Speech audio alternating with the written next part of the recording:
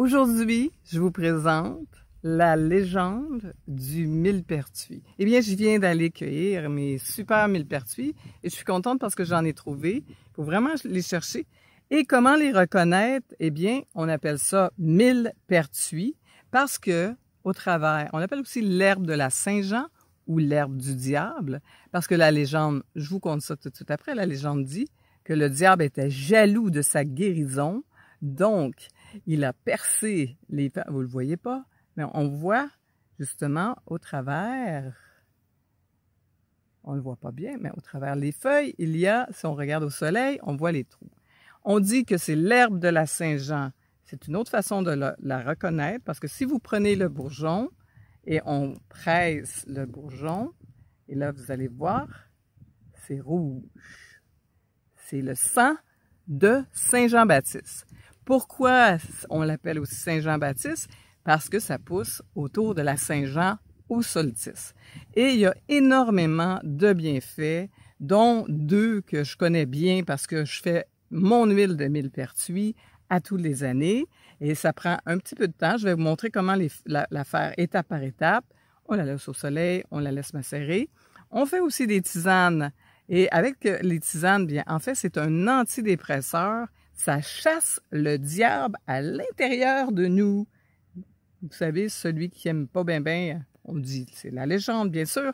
Et l'huile de millepertuis que je vais vous montrer comment faire, eh bien, on s'en sert comme antidouleur. On s'en sert comme... Moi, je m'en servais avec les enfants pour les bobos, les cicatrisations et tout ça. Ça fait une petite huile rouge, c'est fabuleux. Ça prend à peu près 10 jours à faire. Elle est rouge, rouge, rouge. Je vous montrerai aussi les étapes. Et eh bien, je vous montre ça, comment que je fais mon huile. Tout de suite après, on regarde ça de l'autre côté.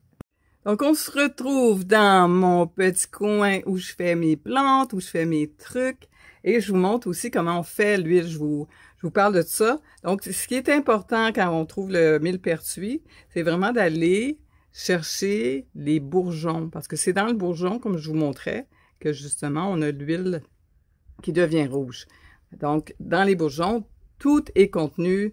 Les propriétés actives sont dans ça.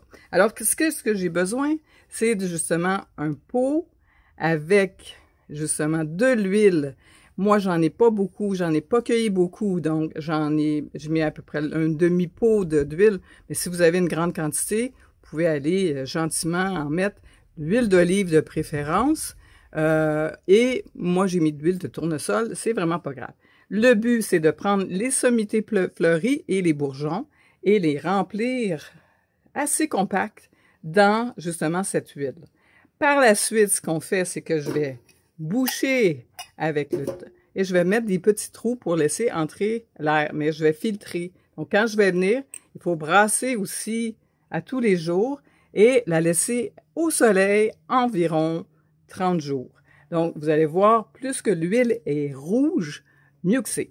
Donc, c'est dans cette huile fantastique rouge qu'on va l'utiliser, les propriétés. Donc, vous filtrez les fleurs après 30 jours, vous gardez ça dans un endroit sombre et vous utilisez cette huile pour les douleurs arthritiques. Ça marche, c'est phénoménal. Les bobos des enfants, les brûlures, tout ça, c'est une huile magique, vraiment, vraiment magique. Et cette huile aussi, qu'est-ce qui arrive quand vous allez la mettre, par exemple, dans un endroit? Moi, j'aime beaucoup le dessous des pieds. C'est un antidépresseur léger, bien sûr. Ça donne la joie de vivre. Et en fait aussi, ça l'aide à dormir. Parce que souvent, on est anxieux, on dort pas bien. Donc, une huile magique à faire dans le temps de la Saint-Jean à la fin. En fait, ça dépend des régions. En France, on la retrouve à la fin de juin. Au Québec, dans le mois de juillet. Donc, c'est pas long. Il faut vraiment aller la cueillir. Quand vous la voyez, on la voit et vous allez faire ce que je vous ai dit au début. Vous allez voir si on voit les petits trous à travers la feuille et on voit les bourgeons. On presse le bourgeon. C'est vraiment comme ça. Moi, je le reconnaissais. Je prenais le bourgeon, je pressante les doigts et si c'est rouge, c'est du millepertuis. Voilà, bon millepertuis. Je vous invite à vous abonner parce que j'ai beaucoup d'autres vidéos et vous allez recevoir les notifications. Et ça me fait super plaisir si vous me laissez un commentaire et si vous connaissez justement cette huile miraculeuse de millepertuis. Si vous avez d'autres plantes que vous aimeriez. Ah oui, il y a une autre chose que j'ai oubliée du côté magie, c'est que gardez une branche dans vos feuilles, mettez-la à votre porte.